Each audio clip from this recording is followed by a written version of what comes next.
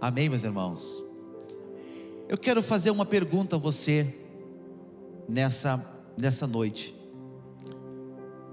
Será que Deus, Ele nos entende? E agora? Será que Deus, Ele me entende? Será que Deus, Ele nos entende? Não voltou. Está saindo o som aí para vocês? Estão ouvindo? Então tá bom. Será que Deus me entende? Será que Deus não deveria se esforçar um pouco mais para me entender? Calma que o pastor não está pregando heresia aqui não. Eu não disse que ele tem, eu estou fazendo uma pergunta. Será que Deus tem que se esforçar um pouquinho mais para me entender? Será que Deus, Ele não sabe que é difícil essa vida aqui na terra? Será que Deus, Ele não sabe? Está voltando devagarinho. Será que Deus, agora voltou de vez, tá bom assim. Será que Deus, Ele não sabe que viver aqui nessa terra, nesse mundo que nós, seres humanos, estamos vivendo, é difícil? Será que ninguém falou para Deus que é complicado demais aqui dizer não ao pecado, dizer não às oportunidades que surgem na nossa vida? Será que ninguém falou para Deus que é complicado a vida aqui na terra, que aqui não é céu? Talvez alguém muito audacioso já tenha dito isso. Talvez alguém muito audacioso já tenha falado para Deus: Senhor, Tu não sabe o que eu estou passando aqui. Tu não sabe o que eu enfrento aqui. A dificuldade que é viver aqui nessa terra, dizer não ao pecado, não é assim. E vai aquele pastor lá e diz que nós temos que ser santo, nos santificar. Que mundo que ele vive? Então será que Deus, Ele nos entende? Será que Ele entende as coisas que eu e você passamos, os traumas que muitas vezes nós carregamos, as dificuldades que nós sofremos, as feridas que temos no nosso coração? E Deus, Ele precisa entender. Ele precisa entender que eu estou ferido, que eu estou machucado, que existem coisas na minha vida que eu tenho temor, que eu tenho pânico. Então será que Deus me entende? Ele entende o que está se passando comigo? Mais ou menos 750 anos antes de Cristo, reinou um rei chamado Jeroboão II. Nessa época, a Assíria, não é Síria, a Assíria, que tinha como sua capital Nínive. A Síria, ela ataca Israel mais ou menos uns 40 anos antes de existir o profeta Jonas. E foi uma das batalhas mais sangrentas, mais horríveis que aconteceu na história de Israel. Uma delas, que Israel passou por muitas batalhas, dezenas de batalhas. A Bíblia, ela não fala, ela não diz, mas alguns estudiosos, e aqui eu quero abrir um parêntese, porque não diz na Bíblia, alguns estudiosos dizem que os parentes de Jonas, possivelmente os seus avós, eles sofreram esse ataque da Assíria. A Bíblia não fala. Alguns estudiosos muito audaciosos dizem isso.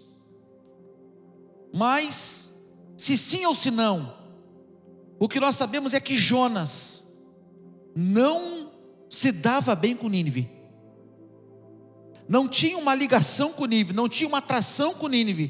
Pelo contrário, como se fala nos dias de hoje, Jonas tinha meio que sangue nos olhos por Nínive. Queria ver uma justiça de Deus ali, queria ver um castigo de Deus ali. porque os ninivitas, eles eram muito cruéis.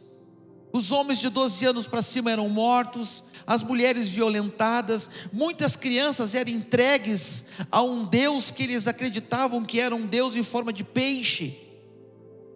Então os ninivitas, eles eram um povo muito cruel, muito violento, muito sanguinário. E esse povo então ataca Israel na época de Jeroboão II, mais ou menos 750, de 700 a 800 anos antes de Cristo, mais ou menos nessa época. E passado esse tempo, fica na memória do povo, se foi 40, 50, 100 anos antes, mas Jonas, ele teve seus descendentes, o seu povo, que foi atacado pelos ninivitas. Então ele tem na sua memória a dor, o sofrimento que aquele povo ele sofreu, que os ninivitas fizeram o seu povo sofrer.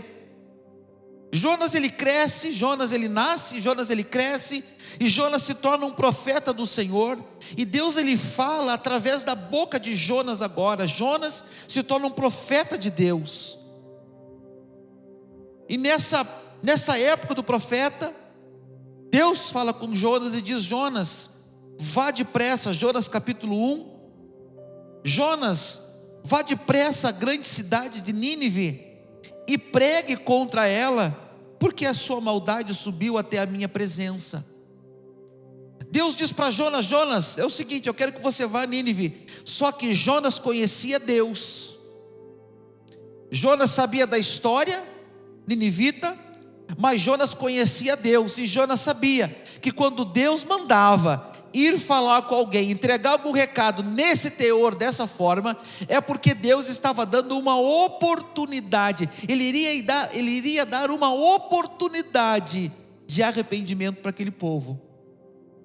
E Jonas não queria isso. Ele não desejava arrependimento daquele povo. Na cabeça de Jonas, talvez ele pensasse, esse povo precisa morrer, é um povo cruel, é um povo que não merece. Na cabeça de Jonas, talvez a misericórdia de Deus não seria cabível a esse povo. Mas Deus manda Jonas ir para Nínive, pregar a eles que em 40 dias Deus iria trazer justiça sobre Nínive. E Jonas então ele desce a Jope, e quando ele chega no porto de Jope, ele pergunta: esse navio vai para onde? Olha, esse navio ele vai para Tarsis. Compra uma passagem, embarca nesse navio. Mas Deus mandou ele ir para onde? Para Nínive. É mais ou menos assim, Erechim fica para cá, né? Deus diz: olha, vai para Erechim, Samuel. Aí eu vou aqui na rodoviária aqui embaixo, compro uma passagem da Unisul para Lajeado. Mas Deus mandou ir para Erechim. Mas eu digo: olha, o povo de Erechim, eles não merecem, é um povo muito ruim, é um povo que não merece a salvação, então eu vou para Lages. Lages não, a Soledade.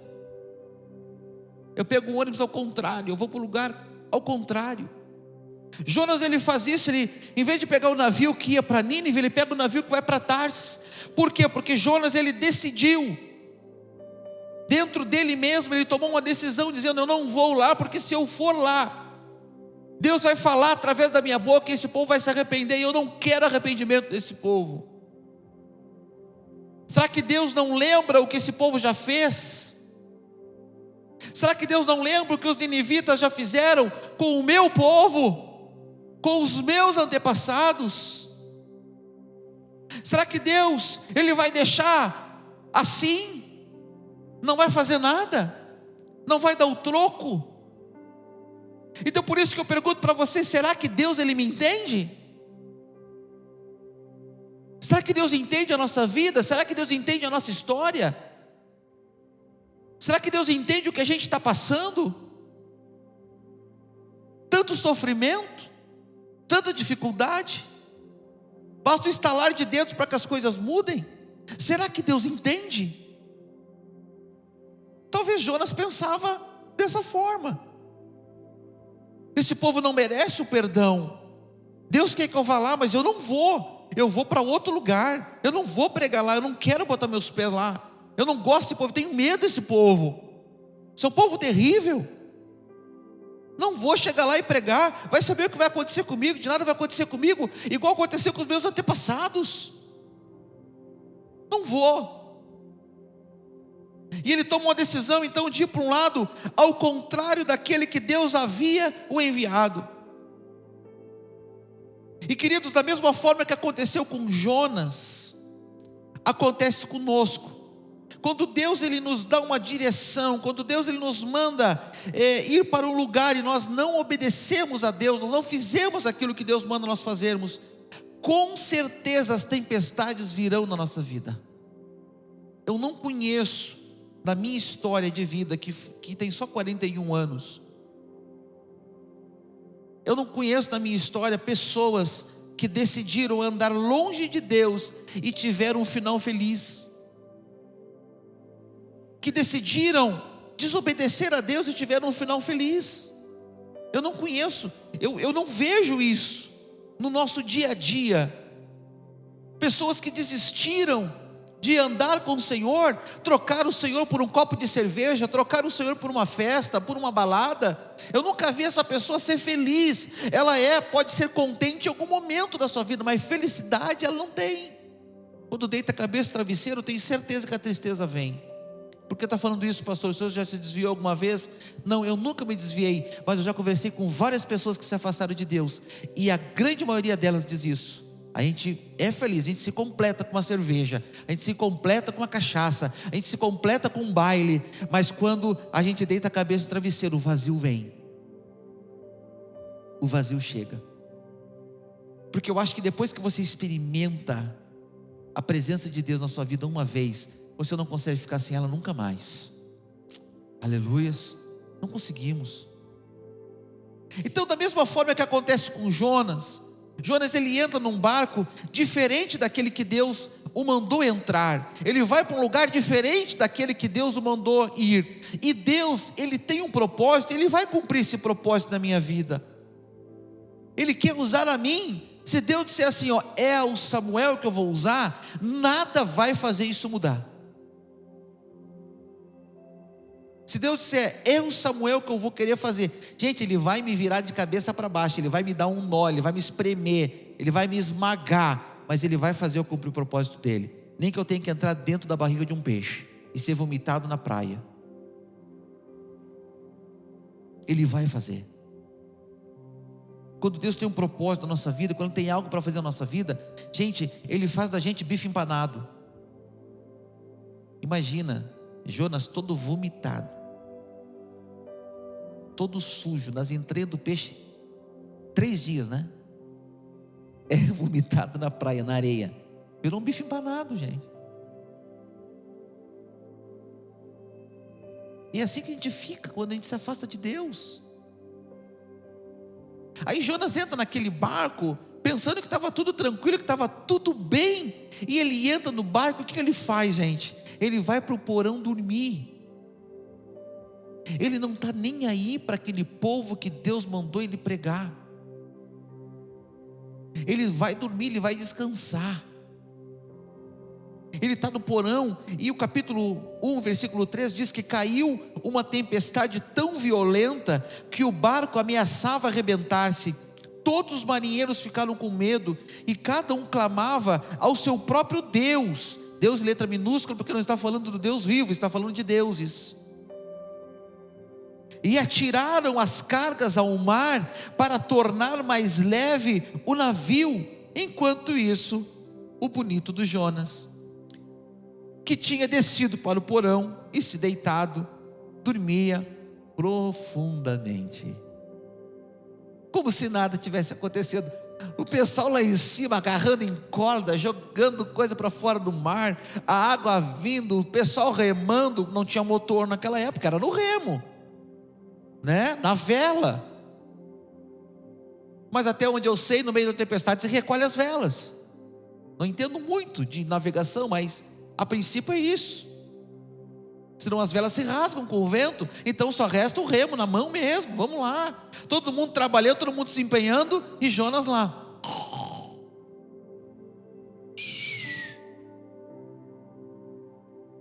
De vez em quando vinha uma onda mais forte, o Jonas dava aquela. Quem ronca sabe o que eu estou falando. Ai, ai, as esposas que digam, né? Aí, gente, meus amados irmãos, ele está naquele barco e ele acredita que está tudo bem, está tudo resolvido, está tudo tranquilo. Mas aí o capitão ele vem, e eu quero aqui não falar da história de Jonas, porque você já conhece essa história, já sabe que jogar ele no mar, ele foi vomitado por um peixe, ele vai lá em Nínive, ele prega, né? Depois tem aquele problema lá com Deus, lá porque a árvore, a planta nasce, depois a planta morre. Mas eu quero falar sobre outra coisa, o que aconteceu dentro do barco com Jonas. Porque dentro do barco, o capitão e os marinheiros fizeram 7 perguntas para Jonas. E cada uma dessas perguntas, eu trazendo para a minha vida espiritual hoje, eu trazendo para o meu contexto de vida hoje, são perguntas que nós precisamos fazer para nós. E talvez Deus está fazendo essas perguntas para nós. Talvez Deus estava usando aquele capitão e aqueles marinheiros para fazer essas perguntas para Jonas, porque quando nós fizemos uma pergunta para alguém, quando faz uma pergunta para nós, e é uma pergunta muito fácil, né? Que cor é esse celular? Preto. A resposta está aqui. Agora quando pergunta assim, quando é que você comprou esse celular? Você tem que pensar. Então eu vejo que Deus ele faz perguntas para nós que nos faz pensar, nos faz refletir, nos faz puxar lá na mente as informações mais importantes. Para quê? Para quando a gente começar a pensar, a gente começar a refletir naquilo que eu estou fazendo. E o capitão ele chega para Jonas no versículo 6 e ele pergunta: como que você pode estar aí dormindo? Oh rapaz, como é que pode? Levante-se, clame ao seu Deus, talvez Ele tenha piedade de nós e não morramos. A primeira pergunta: por que você está aí dormindo? Ou talvez eu pudesse mudar o contexto dessa pergunta e perguntar: por que você está aí escondido de Deus? Por que nós nos escondemos de Deus de vez em quando? Lembra do nosso amigo Adão? Estava lá bem tranquilaço, mas quando ele come do fruto, quando ele peca, Deus vem falar com ele, e ele estava onde? Escondido de Deus. Sempre que o pecado entra na nossa vida, sempre que as coisas erradas entram na nossa vida, a nossa tendência é se esconder.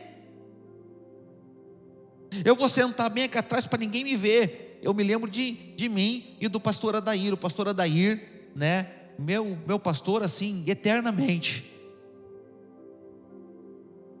E ele pregava, meu pai, os presbíteros sentavam no púlpito naquela época, os pastores de um lado, os presbíteros do outro, e eu sentava lá atrás e ficava escondidinho assim, atrás da mão para ninguém me ver. Ele fazia assim, cadê o meu diácono Samuel? Ele me enxergava lá atrás. Vem cá, Samuel, recolher a oferta hoje. Eu sempre tive envolvido com oferta, desde criança, gente. Lá eu pegava aquela salve e ia. E muito ele fez isso comigo. A gente se esconde para que ninguém nos veja, mas Deus ele nos olha. Deus ele tem uma visão raio-x. Deus ele faz isso com a gente. Por que nós nos escondemos de Deus se nós não temos para onde ir? Para onde eu fugirei da tua presença? Nós cantamos, né? Para onde iremos se só tu tens a vida eterna, o caminho, a verdade, a vida tu és. Para onde que eu vou? Eu não tenho como fugir de Deus. Mas Jonas, ele pensou: não, está tudo resolvido, eu estou aqui, estou escondidinho aqui embaixo, no porão, ninguém está me vendo. Mas Deus envia o capitão lá e diz: ei cara, o que está fazendo aí? Por que está escondido? Deus naquele momento falando com Jonas: por que está se escondendo de mim, Jonas? Eu te achei, surpresa, estou aqui. E eu vejo que muitas vezes nós nos escondemos de Deus por vergonha, por causa de nossos pecados. Nós se escondemos de Deus também quando Deus não faz aquilo que nós queremos que Ele faça, e a gente fica bravo, a gente se emburra. É como aquele filho que se tranca no quarto quando o pai ou a mãe dão uma carraspana nele, ele vai lá, se tranca no quarto, se fecha, fica emburrado.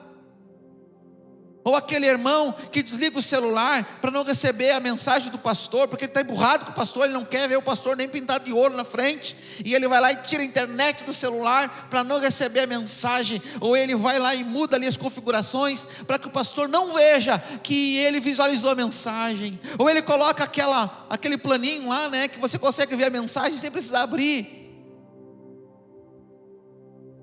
Estamos brabos com Deus, bravo com as pessoas. Eu não quero ver o Jardel, eu estou furioso com o Jardel, e eu me escondo de Deus. Eu não vou na igreja, porque se eu vou na igreja eu vou ver o Jardel, e eu não quero ver o Jardel. Eu não resolvo meu problema com o Jardel, e eu acabo tendo um problema com Deus.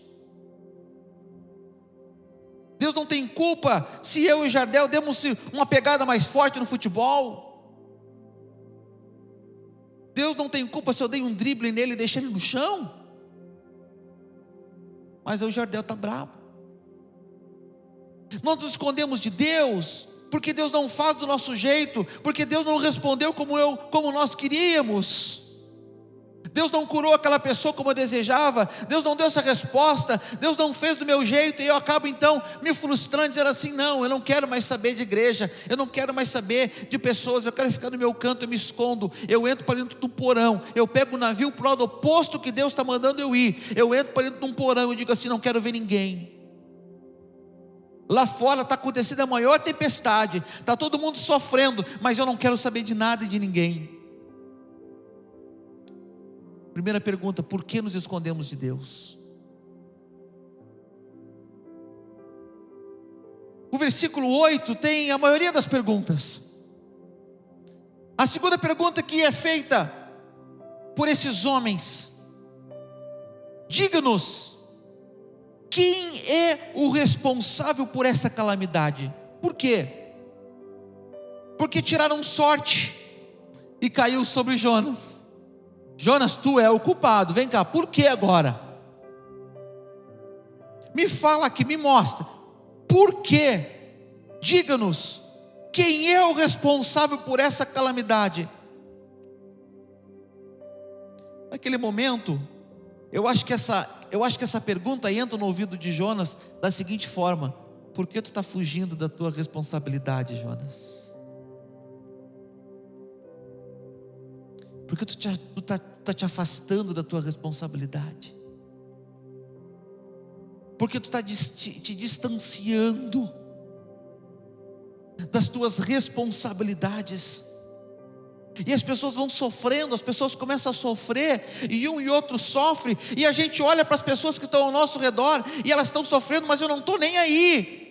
É responsabilidade minha cuidar da minha casa, é responsabilidade minha cuidar da minha família, e está tão maior temporal lá fora, toda a minha família está lá fora, quase caindo no navio, mas eu não estou nem aí, porque eu fujo da minha responsabilidade, como pai, como mãe, como um crente.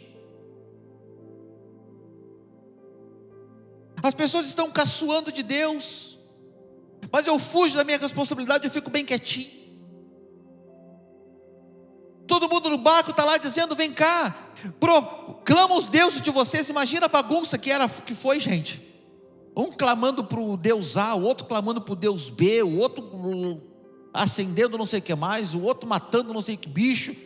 Não sei, imagino isso, porque o capitão diz: clamem aos deuses de vocês, para ver se algum deles dá um jeito aqui. E Jonas, sabendo que só existe um único Deus, Jonas, sabendo da responsabilidade que ele tinha, e que ele era o responsável por tudo aquilo, ele fica quieto. porque nós não assumimos as responsabilidades que nós temos. A responsabilidade da oração, a responsabilidade de conduzir a nossa família na presença de Deus, a responsabilidade de educar os nossos filhos na presença do Senhor. São responsabilidades que não podem ser terceirizadas para outras pessoas. São responsabilidades que não pode se deixar para a professora da escolinha, ou para o pastor simplesmente, mas eu tenho que ter esse compromisso de cuidar da minha casa, cuidar da minha família, senão as tempestades vêm. E quantas vezes, por eu fugir das minhas responsabilidades, a minha família acaba sofrendo as retaliações sobre a vida dos filhos, por causa do pecado dos pais.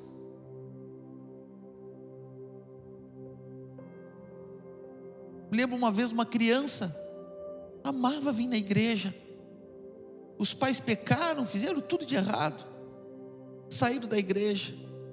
Aí um dia, encontramos no shopping, pá, como é que está? O homem com outra mulher, a mulher com outro homem, e a criança, como é que tu está, pastor? Que saudade, tá? E aí, para lá e para cá, vem cá, não apareceu mais na igreja? Meus pais não me levaram mais. A responsabilidade, por causa dos erros dos pais, os filhos sofrem. Jonas sabia exatamente qual era o problema, o porquê daquela tempestade, mas ele não se importava, ele não estava nem aí. Foi nessa época que Jonas lançou aquela música, tô nem aí, porque era assim que ele estava dentro daquele barco, ele não estava nem aí. Aí vem alguém e faz mais uma pergunta para Jonas, eu já me perdi se é a terceira, quarta, faz mais uma pergunta para Jonas: qual é a sua profissão? Ai, que quebrou. Eu sou profeta. Quê? Tu é profeta? Sou profeta. Tu é profeta e tu está aqui, tu não está fazendo nada, está dormindo em vez de orar a Deus? Não é assim que vocês falam lá na igreja de vocês, orar? Não é assim que vocês dizem, como é que é? Jejuar? Por que tu não está fazendo isso, está dormindo? Sabe o que acontece quando nós fugimos de Deus? Nós perdemos a nossa identidade de quem somos, perdemos a identidade daquilo que fomos chamados para fazer. Ele foi chamado para ser um profeta, para ser boca de Deus, para falar aquilo que Deus mandasse ele dizer, e ele estava desobedecendo essa ordem de Deus. E quantas vezes nós perdemos a nossa identidade com Deus, quem você é, e acabamos não encontrando às vezes respostas. Eu sou um membro da igreja lá, eu vou no culto. Então, mas quem você é em Deus? Eu sou mais um. Ei, você perdeu a identidade. Quando? Quando que você perdeu a sua identidade? De profeta de Deus, de ministro do Senhor, de servo, de filho. Quando que você perdeu a característica da sua profissão? Deus chamou você para quê? Para fazer o quê? E hoje você está escorado, escondido, nessa desculpa esfarrapada, dizendo: não vou na igreja por causa do Covid. O diabo tem usado isso para afastar as pessoas de Deus, para fazer as pessoas ficarem em casa. O que as pessoas mais querem hoje é assistir culto online. Eu converso às vezes com alguns irmãos, eu digo assim: olha, eu estou por um fio para tirar o culto online lá da igreja. As pessoas dizem: pastor, se eu tirar o culto online da igreja, nós vamos regredir, nós vamos caminhar para trás, porque hoje é tudo online, é tudo para frente. Mas eu vejo as ovelhas que Deus colocou sobre a minha responsabilidade, amando o conforto do seu sofá, o conforto da sua casa, perdendo a sua identidade de filho. Pessoas que nunca na vida trocaram um domingo, deixaram de estar na casa de Deus, e hoje elas trocam o domingo por qualquer coisa, por qualquer bobagem. Tem o aniversário da filha da minha amiga e eu tenho que ir. Eu deixo de ir na igreja por causa do aniversário da filha da amiga. Tem o sopão da solidariedade, eu tenho que ir. Eu não vou no culto porque tem um sopão. Nós perdemos a nossa identidade de filhos de Deus, que o filho de Deus domingo, ele se prepara para ir para o culto. Eu me lembro do meu pai, e talvez os de mais idade aqui, talvez viveram isso com seus pais também. Sábado de noite, 10 horas, o pai para a cama, era só isso, não tinha conversa. Mas essas coisas não existiam, os pronomes, né? Essas coisas não tinha com o pai. Cama, bora cama. E quando ele vinha, nós fingíamos que dormia, porque se tivesse acordado, ele, porque está dormindo ainda. E nós aqui, ó. Ele saía, nós abríamos o olho. Imagina, irmão, nós somos 4 irmãos, 2 biliches no quarto. O pai entrava, aquela bagunça. Quando o pai abria a porta, todo mundo. Aí um dia o pai fez uma pegadinha. Ele desligava a luz, fechava a porta, e nós acordava de novo. Aí um dia ele foi lá, que bagunça é essa? Aí ele desliga a luz, fecha a porta, só que ele ficou pelo lado de dentro do quarto. Aí o pai saiu e liga a luz, e o pai, olha, nós tudo aqui. Peguei vocês.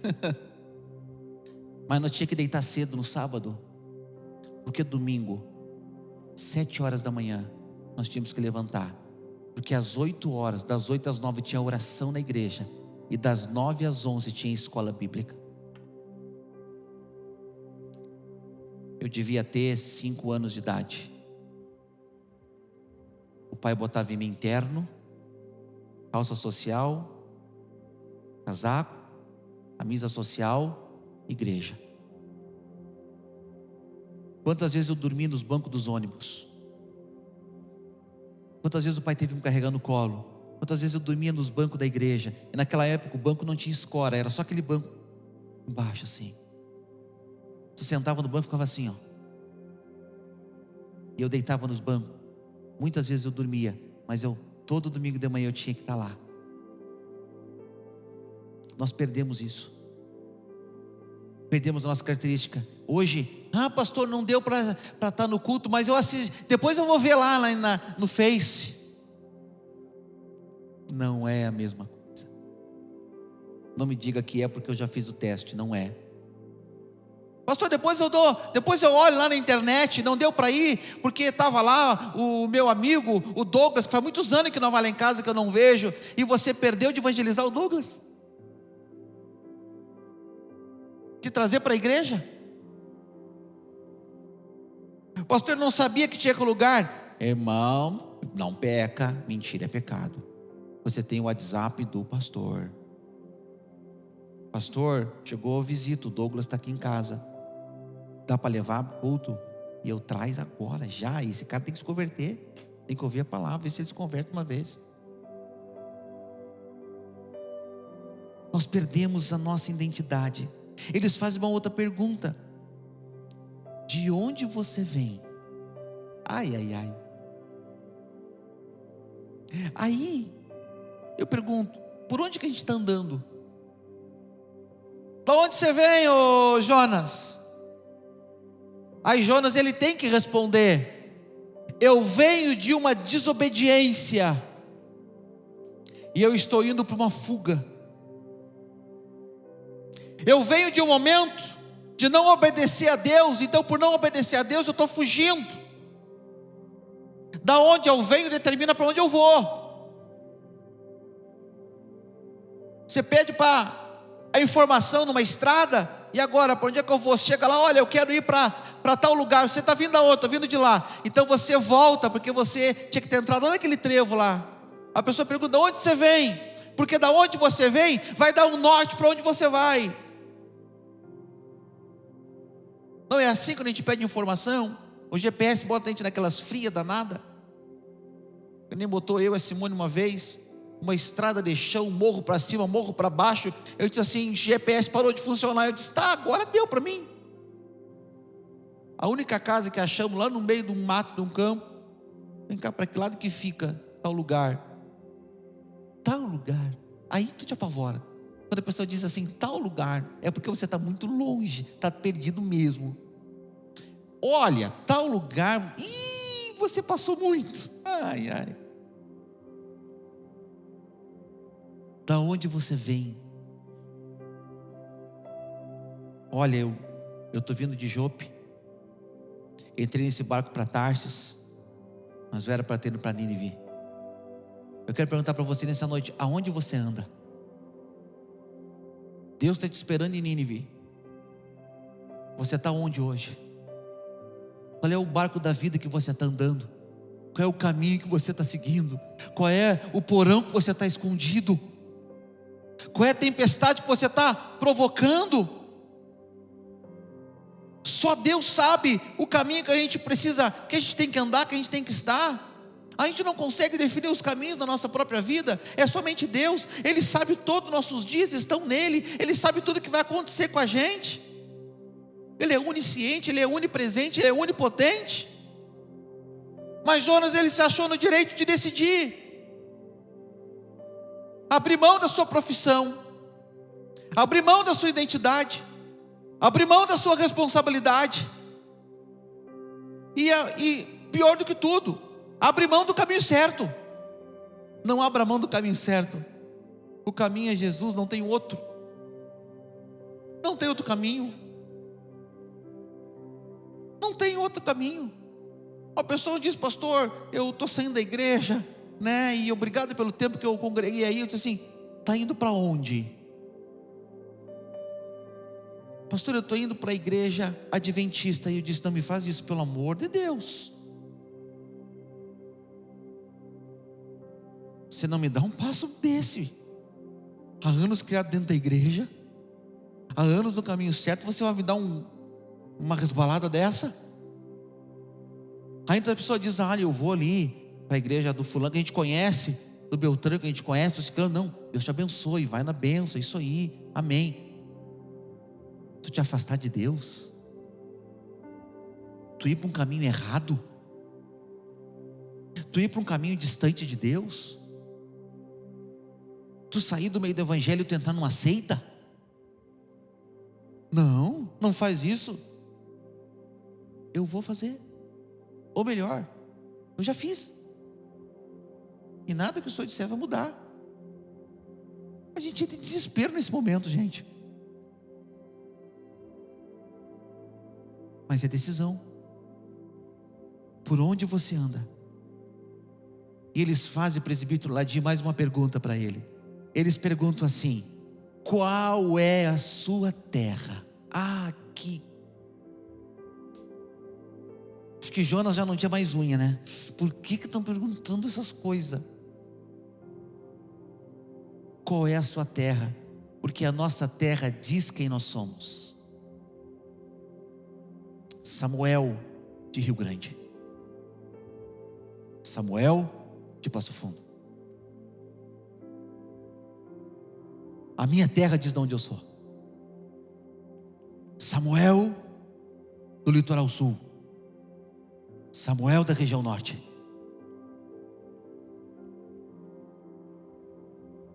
Qual é a sua terra?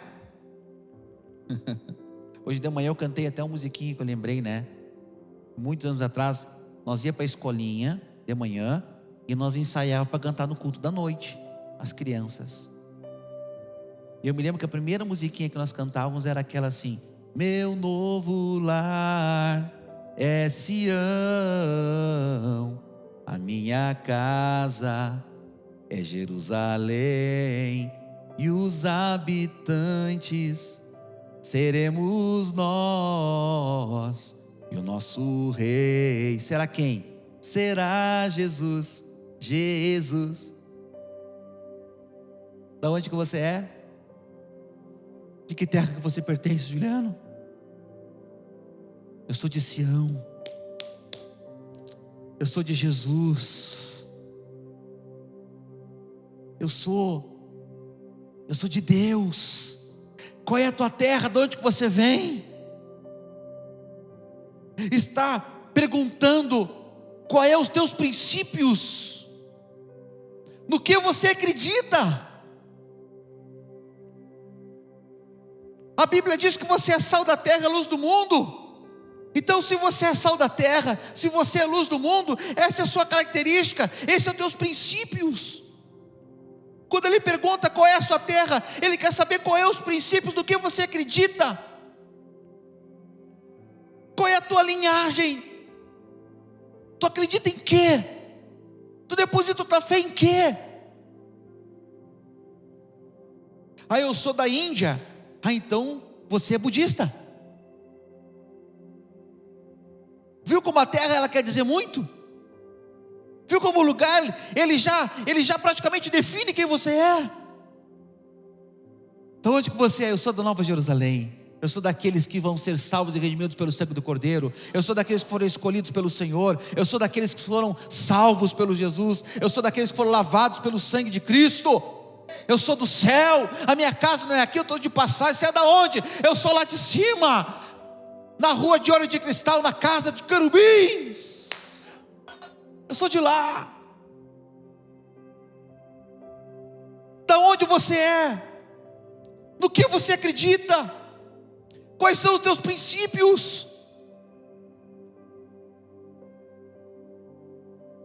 Os nossos princípios dizem quem nós somos. Nós temos que fazer uma regularização aqui de um cano, que para fazer isso tem que abrir toda a calçada lá de trás até a frente, fazer uma ligação do esgoto. O orçamento deu alto, mas são coisas que nós não sabemos fazer. Aí nossos princípios definem nossos valores, não é? Aí apareceu uma pessoa dizendo assim: pastor, eu tenho uma ideia. Eu fiz lá em casa e deu certo. O que você fez? Eu abri a calçada, coloquei um cano, peguei uma mangueira, liguei por baixo da terra, na ponta do cano, dentro do pátio, e deixei uma torneira. Se o fiscal porventura chegar e pedir para me dar descarga, eu vou lá e abro a torneira, vai sair água. Não precisa ligar na fossa, pastor. Eu fiz lá em casa, deu certo. Nem mandaram eu puxar descarga. Eu disse: e tu não tem vergonha de dar uma ideia dessa? Ou melhor, tu não tem vergonha de dizer para alguém que tu fez isso? Pastor, mas não sei o que, porque isso é um absurdo, isso nunca teve, tem agora, não sei o que mais. Não importa, a Bíblia diz que nós temos que nos sujeitar à lei dos homens. Tem a César o que é de César. Não é assim, lá de 1 metro abaixo do nível da rua? Não interessa, tem que ligar, dá o teu jeito. Se tiver que botar uma bomba lá, bota, mas tem que ligar. Tem que abrir tudo. Mas quem não tem princípios, engana, mente, faz algo errado, compra do roubado, compra do ladrão. E se tem ladrão, é porque tem quem compre. Se tem ladrão de carro, é porque tem quem compre peça de carro roubada. Os nossos princípios, eles são inegociáveis. Os nossos valores, eles são inegociáveis. Nada pode. Qual é a sua terra? Da onde você vem? Escute, esse mundo que nós vivemos, as pessoas estão clamando por alguém que possa direcionar qual é o caminho certo que elas devem andar. Elas estão perdidas. As pessoas estão perdidas no mundo, elas não sabem para onde vai. As pessoas chegam para mim: pastor, eu estou indo no psicólogo. E eu: peraí, tu foi no psicólogo antes de ir em Jesus? Nada contra o psicólogo, tá? Mas tu vai para o psicólogo antes de ir para Jesus? Ei, pera lá, vem para Jesus, querido. Vamos orar juntos, vamos buscar Deus juntos. Vamos ver qual é o problema. Vamos ver qual é que é a situação, o que está acontecendo. Daqui a pouquinho o pastor mesmo diz: olha, vem cá, tu precisa de um psicólogo mesmo para te orientar, um psicólogo crente. Aí você está com problema no casamento, vai numa psicóloga que tem a sua vertente humanista. Adel, deixa essa guria, cara, tem que ser feliz. Ela não está te trazendo felicidade. Parte para outra, cara, tu é novo. Ela não está te fazendo bem. A Bíblia condiz com um psicólogo desse? O que a Bíblia diz? Eu posso restaurar esse casamento. A minha mão pode mudar tudo. Eu posso converter esse coração. Eu posso mudar essa vida. Eu posso trazer um novo momento para a tua casa. Não ao divórcio. Não ao divórcio. Não ao divórcio. Está aí uma camiseta que eu vou mandar fazer para mim. Hashtag não ao divórcio. Vocês têm que olhar para nós e dizer assim: opa, por que o divórcio não? Porque não é uma opção na nossa vida. Casamento é um só até o final da nossa vida. As pessoas têm que olhar para nós e têm que ver que nós temos alguma coisa de diferente. Ontem nós tivemos aqui o JC Movements, um momento muito de bênção. Olha, Deus ontem, Ele foi muito fiel, assim, a presença dEle aqui nesse lugar ontem foi sensacional. O pessoal que teve, antes deles virem, e eles dizem que assistem as nossas lives, né? Ezequiel, um abraço para ti aí, meu querido.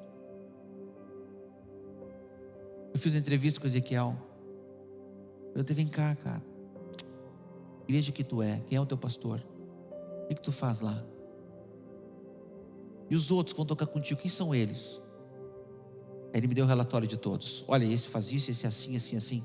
Todos comprometidos com a sua igreja. Inclusive, pastor, não pode ser no domingo. Por quê? Porque no domingo eles estão nas suas igrejas, nos seus ministérios de louvores, servindo a Deus na igreja deles. Então eles não têm como estar aqui.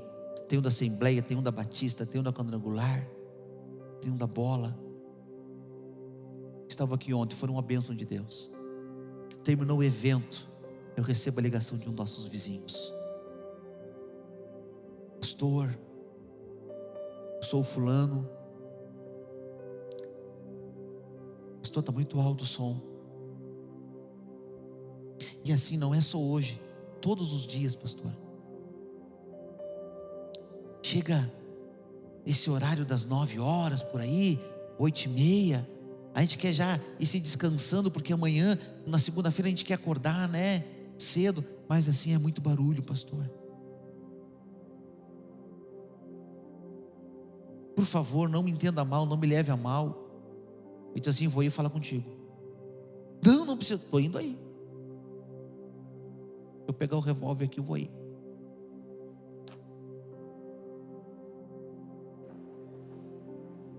Pastor, não precisava. Eu precisava sim. Em primeiro lugar, eu quero te pedir perdão, porque o som da igreja não pode estar chegando aqui na tua casa. Em segundo lugar, essa igreja está aqui nesse mesmo lugar há 52 anos. Tu nem pensava em vir para cá. E essa igreja foi bênção na vida de vários moradores que já moraram nessa casa que tu está agora. Então a igreja tem que ser bênção aqui na tua vida também. A gente não pode não ser bênção para você. Nós temos que ser bênção para a sua vida. O que a gente pode fazer? Me conta. O que tu ouve daqui? Olha, pastor, o que eu mais ouço é quando vocês oram. Isso é um problema. E pega aquelas orações assim poderosas, de fogo, uns pregadores meio de fogo. Pastor, aqui na frente de casa a gente não escuta, mas lá dentro, se tiver uma janela aberta, qualquer coisa, a voz entra direto nos nossos ouvidos. A gente tem que aumentar a televisão porque não dá para ouvir. Ele disse assim: então isso hoje vai parar. E eu pensei o seguinte: se um vizinho está dizendo isso, os outros também devem estar. Fui em todos os vizinhos da quadra, tanto os do lado de lá, quanto os do lado de cá, e um por um, passei o dia fazendo isso, dando explicação, dizendo: olha, nós estamos com as nossas janelas abertas, porque nós precisamos deixar um ar corrente, então aí o som vaza mais, mas a nossa bateria já está fechadinha lá, não tem problema, nós não temos mais cubo, os cubos não tem mais, porque o cubo é um problema, não tem mais, olha, agora está resolvido. Pastor, todos eles, irmãos, todos eles, pastor, não precisava o senhor vir aqui explicar, não precisava fazer isso, eu precisava sim, nós somos vizinhos, e eu quero ganhar vocês para Jesus, então como que eu vou ganhar vocês para Jesus desse jeito? Me perdoem. Alguns prometeram vir até na igreja. Nós somos sal dessa terra, nós somos luz desse mundo. No meu princípio, diz que eu tenho que ser servo deles. No meu princípio diz que eu tenho que amar o meu próximo. No meu princípio eu perco meus direitos, enquanto os direitos deles entram. Vou pegar aqui, vou medir, e quero sei que, se a medida estiver certa, não quero saber. Quero saber sim. É claro que eu quero saber, não quero incomodar, eu quero ser bênção. Os nossos vizinhos têm que conhecer os nossos princípios, não só os vizinhos da igreja. Inclusive quero pedir para você, quando você for embora, né, às vezes tem um irmão aqui no portão, o outro está lá na esquina, vai lá, crente é assim, gente, nós somos felizes mesmo, né? Vamos falar em libras, né? A gente se entende em libras. Evitar. As pessoas têm que olhar para nós e elas têm que ver algo diferente na gente. Alguns deles, fala baixinho para eles não ouvir. Quando eu bati na porta, eles viram que era eu.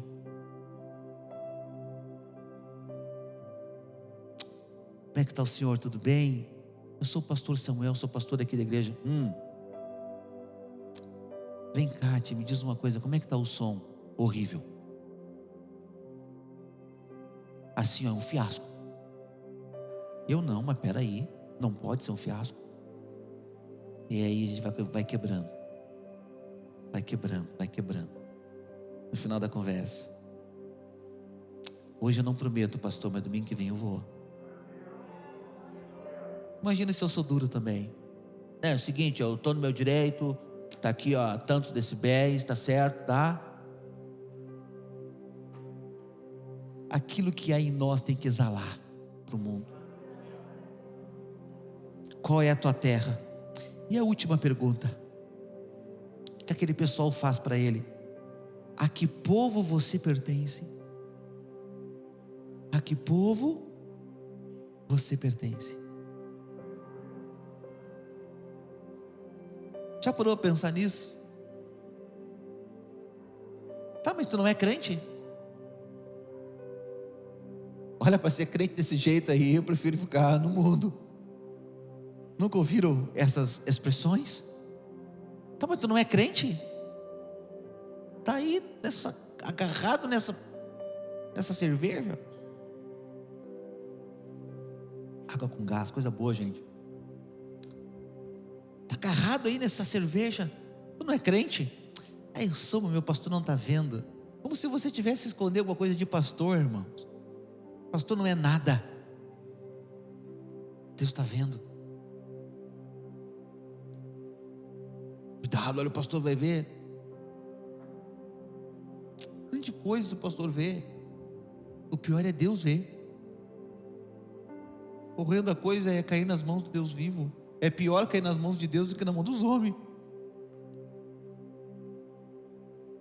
Você não tem que ter medo de pastor, gente. Pastor é feio, mas assim, é um cara legal. Convida ele para comer, você vai ver. Você não tem que ter medo de pessoas, você tem que ter temor a Deus.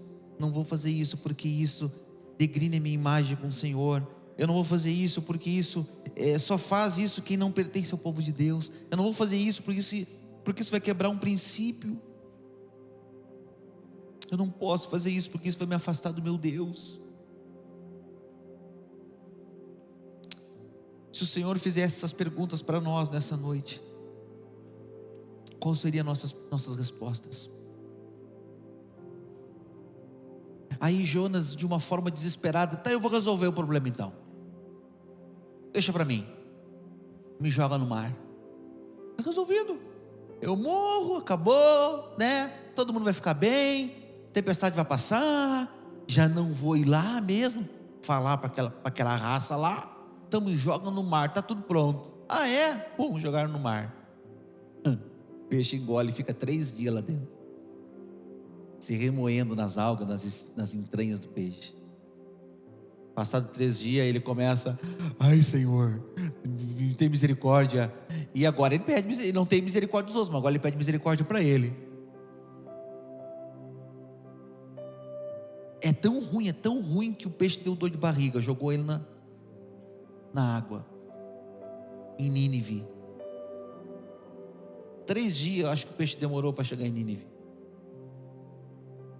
Largou ele lá. Ele precisava de 3 dias para falar aquele povo. Ele fez em 1 dia. Ele sobe para uma colina. Ele fica olhando. Agora eu quero ver. Quero só ver o que vai acontecer. Falei, preguei, disse. Agora eu quero ver cair pedra aí neles. Quero ver agora Deus destruir, abriu o chão e eles para dentro. Aí o que ele vê, irmão Marino? O povo jejuando, o povo se arrependendo. Quê? Mas não é para ser assim. Ele vê o povo se voltando para Deus, se arrependendo dos seus pecados. Se eles se mantiveram convertidos, eu não sei, mas que eles jejuaram e se arrependeram ali, se jejuaram e se arrependeram. Jonas fica brabo. Ele construiu lá uma coisinha para ele ficar embaixo. O sol quente demais. Aí um dia Deus permite uma planta crescer, aquela sombrinha gostosa. Jonas está lá esperando. Ia ser 40 dias, ele está lá, não sei quantos dias demorou esse negócio acontecer. No outro dia, vem uma lagarta, mata aquela planta. E ele agora fica furioso. E Deus fala: por que está furioso, meu amigo? É porque a planta está aqui, era para estar aqui, eu prefiro morrer então. Ah, tu prefere morrer do que cumprir o meu propósito? Essa planta, tu não fez nada para que ela nascesse. Ela nasceu do nada, ela morreu, tu está brabo. E esse povo, essas 120 mil pessoas que estão lá embaixo, que são os meus filhos, será que eles não merecem uma segunda chance? Amém? Eu quero perguntar para os Jonas que estão aqui nessa noite, e para os Jonas que estão em casa me ouvindo nessa noite: não tem como fugir de Deus. Até quando? Nós vamos fugir do nosso chamado? Vamos fugir das nossas responsabilidades? Vamos fugir daquilo que Deus nos chamou para fazer? Até quando nós vamos abrir mão de falar nossa profissão? Quem você é? Eu sou um pastor. Quando eu vou fazer uma ficha em algum lugar, comprar alguma coisa, agora essa semana mesmo eu fui numa loja, e aí eu fui comprar um móvel, e aí dei meu nome. Qual é a sua profissão? Eu sou pastor. O moço olhou: pastor? Eu sou pastor. Com muito orgulho, com muita honra, com muita alegria. Pode colocar aí, honra e alegria. Estou me olhando. Eu tenho alegria de dizer que eu sou um pastor. Eu tenho alegria de dizer que eu sou um representante do reino dos céus. De onde tu vem? Eu venho de um sonho de Deus. Eu venho de um projeto de Deus. Para onde você está indo? Eu estou indo para o céu.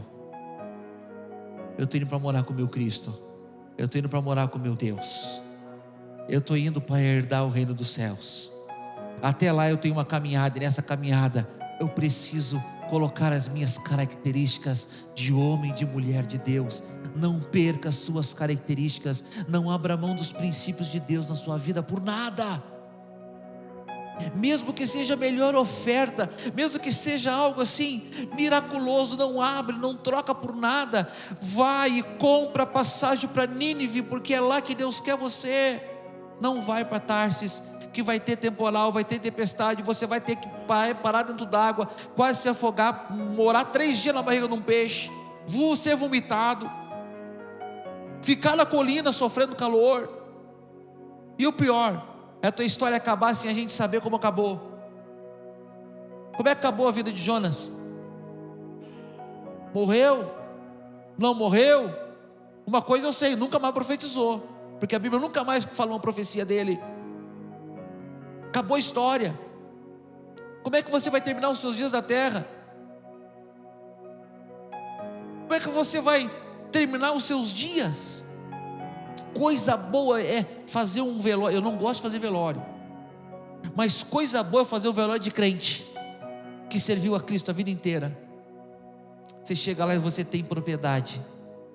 Servo de Deus, trabalhou, ganhou almas para Jesus, desempenhou o seu papel, honrou o nome de Deus. Agora quando você faz o velório de alguém que não é crente, você vai dizer o quê? Você não tem nada para dizer daquela pessoa. Você prega a palavra para todos, mas daquela pessoa você vai, às vezes a gente para dar uma aliviada, foi uma pessoa boa, né? Fez coisas boas, para dar uma aliviada. A gente não tem muita coisa para dizer. Agora quando é um crente lavado e redimido pelo sangue do Cordeiro, a gente pode dizer: ó, esse irmão, eu pude dizer no velório da irmã Eni, muito essa irmã ia lá para trás orar pela minha vida enquanto eu pregava. De quantas pessoas que você pode lembrar hoje aqui, você pode dizer: essa pessoa. Como é que você vai terminar a sua história aqui nessa terra? Você era um adúltero, você era um mentiroso, você era um pecador, você nunca se firmou. Como é que você vai terminar os seus dias? Como é que vai ser a história que você vai escrever? Você nunca se comprometeu com Deus, nunca quis saber de Deus, a vida inteira na farra, na bebedice, a vida inteira fazendo tudo de errado, só fazia rolo. Tem pessoas que têm um histórico de rolo, só fazia rolo. Esse aí ficou devendo para todo mundo. Qual é a tua história? O que você vai construir? O que você vai gerar na vida das pessoas que estão perto de você? Sal da terra e luz do mundo. Nós somos chamados para isso aqui nessa terra. Amém? Sal da terra e luz do mundo. Vamos orar? Fecha teus olhos aí onde você está. Aleluia, Jesus. Senhor, a tua palavra foi pregada nessa noite, ministrada ao nosso coração. Eu peço que teu Espírito nesse momento complete a obra que não é nossa, mas é tua, Senhor. Fala aos nossos corações nessa noite, ministra o teu querer sobre nós. Não queremos andar, Senhor, em barcos errados. Não queremos andar, Senhor, por caminhos errados, mas queremos cumprir o teu propósito aqui nessa terra para a nossa vida. Queremos cumprir o teu querer aqui nessa terra para a nossa vida, Senhor. Não queremos andar distantes de Ti, mas queremos andar próximos de Ti. Ser o sal dessa terra, ser a luz desse mundo, dar um direcionamento, dar sabor, Senhor, às vidas que estão perdidas. Ser exemplo, Senhor, para aqueles que estão de fora. Meu Deus, nessa noite fortalece a vida e o coração de cada um dos nossos irmãos. Os Jonas que estão por aí, Senhor, na dúvida. As dúvidas que temos, se Tu nos entendes, se Tu nos compreende ou não, mas quando nós entendemos a grandeza do Teu reino, a grandeza do Teu poder, nós conseguimos compreender e entender que sem Ti nada somos e nada podemos fazer, Senhor. Então sim, Tu nos entendes, sim, Tu nos compreendes, sim. A diferença é que Tu não nos mimas, Senhor. Tu não passa a mão por cima de nossos erros, Tu não passa a mão por cima de nossos pecados, porque Tu queres o melhor para cada um de nós. Nessa noite, Senhor, tenha Tua misericórdia sobre a nossa vida, e que possamos caminhar, Senhor, pelo caminho certo, pelo caminho correto, que cada um de nós possamos andar, Senhor, no caminho certo, no caminho correto, Senhor, do propósito, do querer que Tu tem para nós nossas vidas.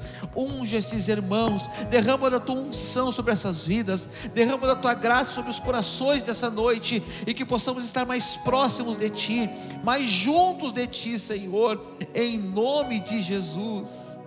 Assim nós oramos nessa noite, e nós pedimos que a Tua bênção seja derramada sobre nós, para a honra e para a glória do Teu santo nome. Aleluias.